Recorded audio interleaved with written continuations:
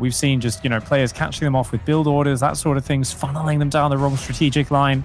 My hopes are high for us to see a back and forth final best of 3 deciding match for the day. And down here in the bottom left-hand side, the king of Zerg vs Protoss, it is Serral.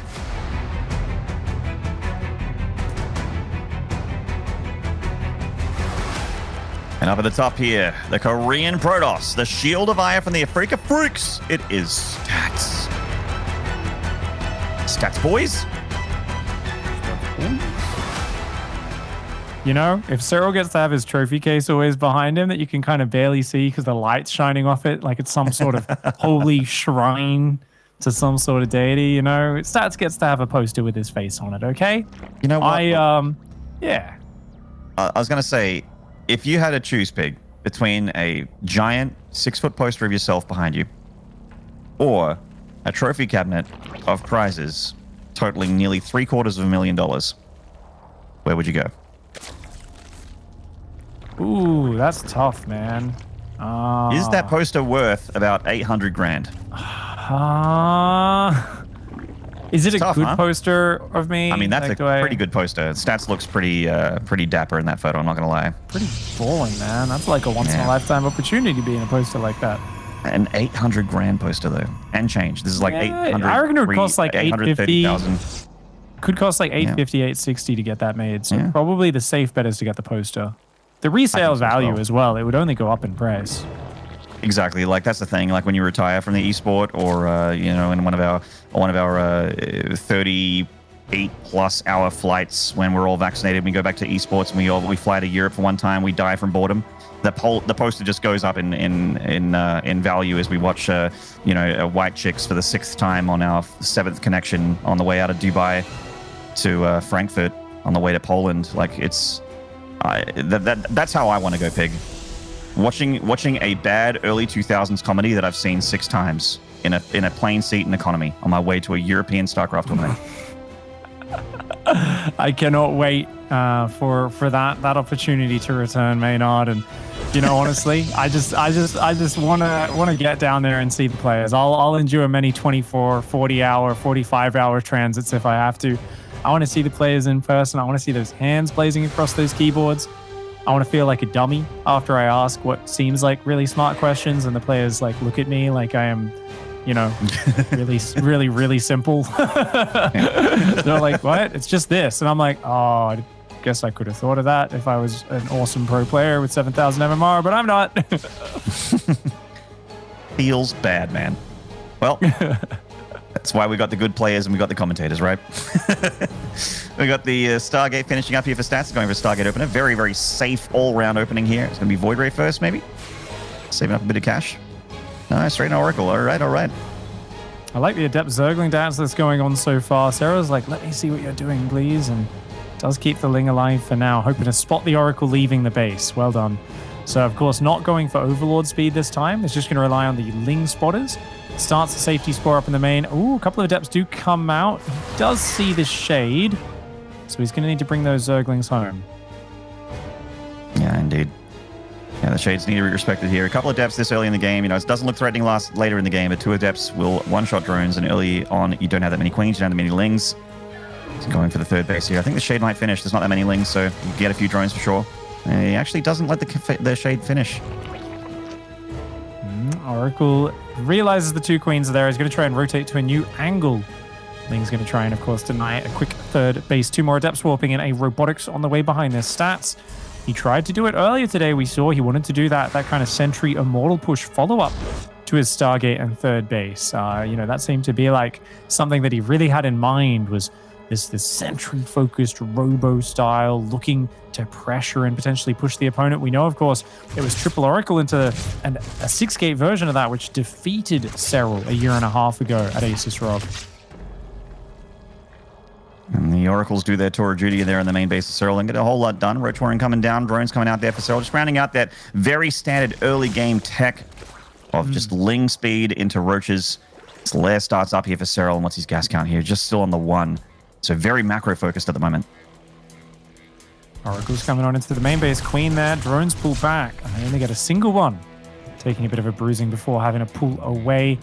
Roach will be finishing up shortly, as will the Lair. Immortals there, sentries warping in, as we said, setting up. There will be a Prism after that Immortal, almost certainly, and at least a push out.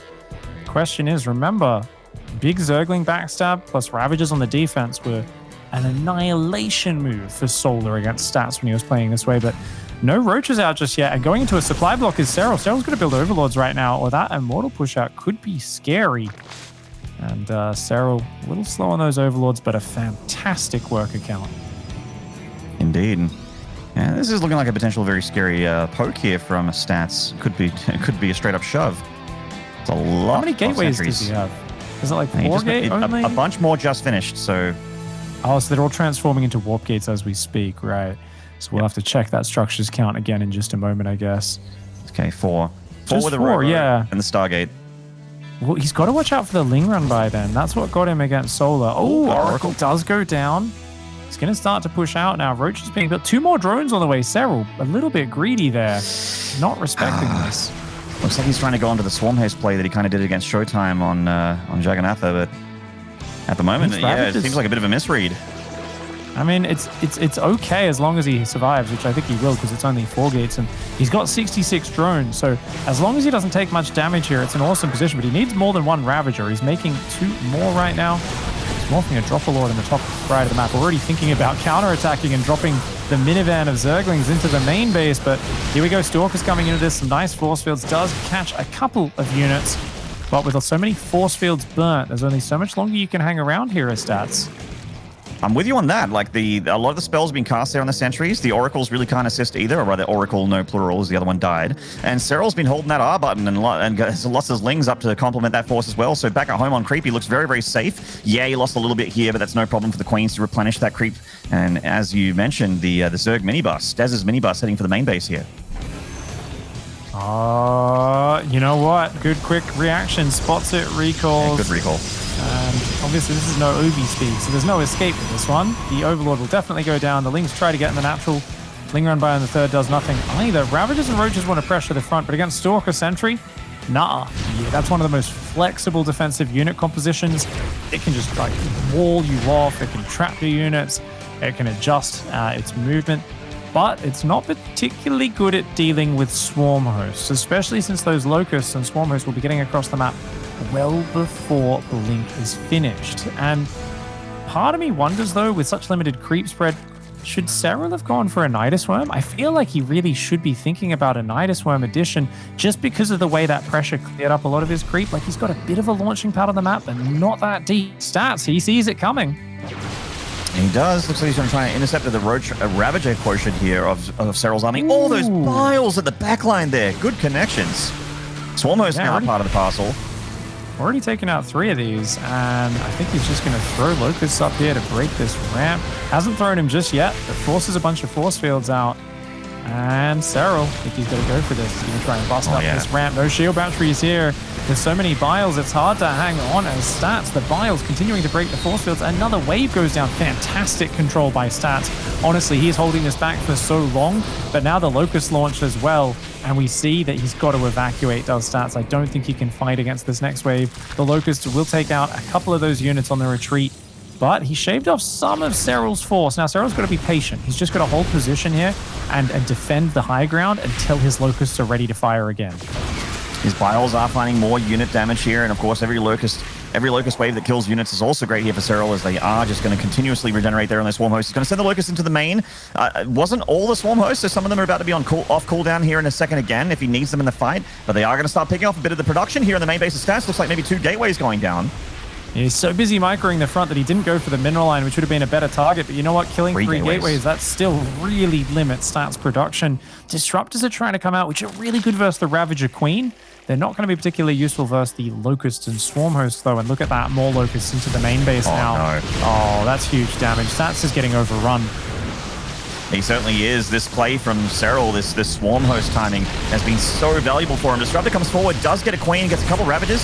Good pickoffs on those Ravagers there. Stats still taking the fight to at least the Queen Ravager part of Serral's army, but it really feels like he doesn't have an anti-Locust play here, really. Still got to watch out for those follow-up Disruptor shots. The Immortals are all very bruised. It's only a pack of Blink Stalkers. Big Disruptor shot takes out a few of those units, but remember, There's not much flexibility there. More Locusts landing in the main base. That Nexus is going to go down. Wow, knocked back to 2 bases. He's got to do something to punish the Zerg. Oh, big disruptor shots hitting the Roach Ravager. Those Swarmhosts need to get out of there. He's going to get routed. Serral's going to lose his entire army. Yeah, I mean, this army of stats is a lot more powerful. It should trade better against the Roaches, the Ravagers, and the Queens. That Nova connecting again, a real last few Queens there. And keep in mind that the army supply is a little bit weird because a lot of it is Roaches, and also the, Ravagers are 3 supplies, Swarmhosts are 3 supplies. So while there is a big supply lead here for Serral, Stats' army is, I feel like smaller, but has a bit more punch to it. Keep in mind that, there's a lot of Immortals back here, a couple of Disruptors, there's a Prism as well. So you get a lot more value out of your units with this army at the same time. Serral with a nice Worm in the natural, trying to split Stats' attention. Ooh, these Disruptor shots going out. They're being really quite effective right now. But the Disruptors do all fall. The Stalker's going to punish those. Serral taking some really nasty engagements here. Stats is like really trading very well. The Swarmhosts are still being thrown offensively right now. They're still on the other side of the map. But I think even losing the 4th base, as long as Serral can defeat this army eventually, he should be good. I don't know, man. This is looking really good for, or rather, it's turning around into a potential stats boon here as he actually takes a good little run through. He kills a bunch of units. The Locust Wave is going to be avoided for the most part. The Nidus Worm got killed by probes, which is great for the Protoss as well. Didn't have to warp in anything at home. Locusts do land. Maybe they get a unit here, but they're about to expire. They don't even get anything here. And now Stats, knowing the Swarm Hosts are off cooldown for the most part, is going to try his luck again in that 4th hatchery with a lot more warp-ins. Can Stats do it? He's still down 40 army supply, but a lot of it, again, Roaches, Ravagers, Swarm Hosts. Great spreadies from Serral, really avoiding those Disruptor shots, and at least the worst of it, not landing those single pair of Swarm Hosts, just 2 Swarm Hosts are on the top right. They keep landing Locusts in Stats main and kind of whittling down his probe count, but the 4th base goes down. Stats has a powerful blink count, and these Swarm Hosts are going to try and flank with some Locusts, see if they can kind of sandwich this army a little bit. But it all comes down to this army. It's a 2-base blink all in with 1 red hit point Immortal, 2 Disruptors, and the Locust from downtown! Wow. The Locust flank from Serral, diving on top of the Disruptors, and also with the Stalkers being off blink, they just took tons of DPS there from those Locusts. A great play from Serral. Lost his 4th base, sure, but no 4th for the Protoss. Not a huge probe count for the Protoss either. And Serral taking bottom right well and truly out of Stats' grasp. And keep in mind, the main is also dead here for Stats. So it's actually a lot worse of a situation for him economically, even worse than I thought here. Yeah, the Swarmers getting ready for another flanking wave of Locusts, which they will be able to throw from behind. That Disruptor still alive, but GG. Stats economy was so much weaker for so long. I mean, fantastic micro from behind. You could see that Serral a little bit stressed, going, oh my lord, that was closer than I wanted it to be. But in the end, Serral, he looks unstoppable with that build at the moment. Yeah, I mean, as a player, the caliber of Serral, a lot of these professional players that you'll see will be they'll be their worst critics. Anyone out there in Chatland, or the biggest Serral hater there in Chatland, maybe can hate Serral more than he dislikes himself, but Serral is very critical of his own play. Anytime he throws an army away and extends a game maybe a couple minutes further, it doesn't matter that he's won. He's just like, oh, that could have been so much more cleaner. It's it feels so weird to be Serral of all people to be criticizing your own play, but I guess he's not flawless. So as long as he improves out of it. Yeah, well, next map's going to be Lightshade as well, which is Serral's map pick. He's going to be even happier with that one. If I think about a map that's really good for getting that creep across, going for this similar style. I mean, he did it on Jagannatha. He's done it there on that past map, Pillars of Gold. Maybe this is just Serral saying, you know what, I'm really good at this style. Until people can stop it, let's just keep doing it. And I don't mind it at all. I love the way he played that out. Of course, could play Hydra Bane. Seems like that's his answer if there's mass Void Ray play, the 6 Void Ray opening. But it just seems so hard to answer this style. There's always that moment where you think, well, if the Protoss can just weather this wave, and you're like, no, he's maxed. 6 Queens transfusing, tons of Ravager Roach behind it, and it's just a little bit before the Protoss is ready to handle that. Yeah, I'm with you on that one. It's a very, very nasty timing, and we've seen, I feel like PvZ especially is a matchup that's been changing a lot, very dynamically, very quickly as well. It went for a long time, it felt like 6 months straight, it was a depth printer. into Roach all-in and does the Roach all-in work, Y/N, and that was the game. That was EVP. But then, the Void Ray change. All of a sudden, Void Rays are back on the menu. There's multiple Stargate builds now. There's, there's the Prism Archon DT thing is still available, and the Zergs are finding new answers as well, new timings, new Spires come back into play. We see the Swarm Host thing here from Serral as a brand new modern this day thing. It's been a pretty cool matchup lately. A lot of fun to watch lately. In the bottom right here, currently down the series, looking to tie it up. The Freak of Freaks, the Korean Protoss. He is stats. Opts for a 13 pylon there so we can get the block off. Of course, you don't want to give this player a free expansion or any room to breathe. In the top left, it's Ence's Serral. Yeah. It's incredible players. I would watch Stats of Serral till the end of time. Likewise, I would watch Raina Clem till the end of time. Like any of those rivalries are something that I will just watch over and over and over again and just binge. It's like a tin of Pringles, man. Once you pop, you can't stop. You just want to eat more of those series. Yeah. These games definitely could get very exciting as it goes on. The pool first here for Serral. I wonder if he commits to like 4 or 6 slings across the map or just ends up playing it a little bit more chilled. Serral's face when he gets pylon blocked. He is done. He's like, oh man, when is this 12 probe garbage going to stop happening? And I just send it across the map and put the pylon for free in my natural man. It's like, come on. We did the Solar earlier, Grin embedded. He just took his other base, moved on. You get the third later. Yeah. 6 slings being built, but there's a Zealot. Stats is playing like super safe, perfect reactive StarCraft. And I'll tell you, when you go pool first and get 6 slings, you don't want to have to take your third base. Your ling speed is already going to be super late in this scenario. So it's going to be a frustrating start here for Serral. He's going to go across and find the Zealot. Now, I imagine we'll just see a second gateway for Stats to complete the wall-off. But if he wants, he could simply chrono boost an Adept and, kind of let the Zerglings in, not worry about it. But okay. It's going to go for an extra temporary pylon or shield battery, I think. Okay. Yeah. And he can always cancel that pylon since he doesn't actually need that this early. But if he wants to chrono a second Adept, he can let that finish. It'll stop him getting supply blocked since the Nexus is slower than normal. And a nice little wall off there for Stats. Probe still hanging around on the other side of the map. And indeed, the second Adept is on the way immediately. It's going to be a quick double Adept pressure saying, I know your link speed's not going to be that fast off this. I'm going to have a window here to do some damage. Yeah, I think it's theoretically a pretty good play here from Stats. See how it executes.